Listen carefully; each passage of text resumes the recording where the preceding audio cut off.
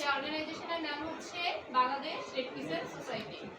আর Bangladesh red crescent society কি কি কাজ করে আমরা একটু জানি না? আচ্ছা, জানি না জন্যই তো ট্রেনিং করতে আসছে, তাই না?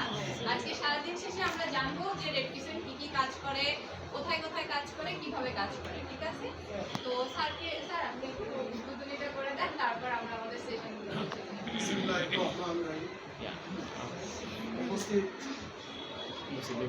Red crescent society, Bangladesh red crescent সোসাইটির কর্তব্যরত আমার ছাত্রছাত্রী, আসসালামু আলাইকুম। সবাইকে শিশু বিদ্যালয়ের পক্ষ থেকে শুভেচ্ছা। তারা যে গ্রীষ্মে এখানে এসেছে, আমরা তাদের সম্পর্কে জানবো, এটা জানা দরকার। রেড ক্রিসেন্ট সোসাইটি একটা মহৎ উদ্যোগী সংগঠন। সারা বাংলাদেশে সাধারণত এরা বিভিন্ন ফার্স্ট এইডের উপরে প্রশিক্ষণ দিয়ে থাকে।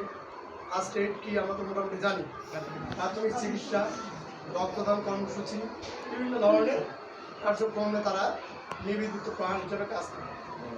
তো আমরা আসলে যেহেতু ভালো জানি না রেড ক্রিসেন্ট সোসাইটি সম্পর্কে, সেই ধারণা আমরা আজকে নিব এবং এই লব্ধ জ্ঞান আমরা আমাদের ব্যক্তি জীবনে, সামাজিক জীবনে, রাষ্ট্রীয় জীবনে কাজে লাগবে। মূল উদ্দেশ্য হলো প্রতিষ্ঠানগুলোর সামনে লেখা থাকে যে inter to learn, back to save. আমরা যেমন তাদের কাছ থেকে শিখবো, তারাও এই প্রতিষ্ঠানে কিছু কালচার এখান থেকে শিখে যাবে। তারাও যে শেখার বাইরে তা না, এখানে আসলেই মানুষ কিছু শেখে, আর কেউ শিক্ষা দেয়, কেউ শিখে যায়।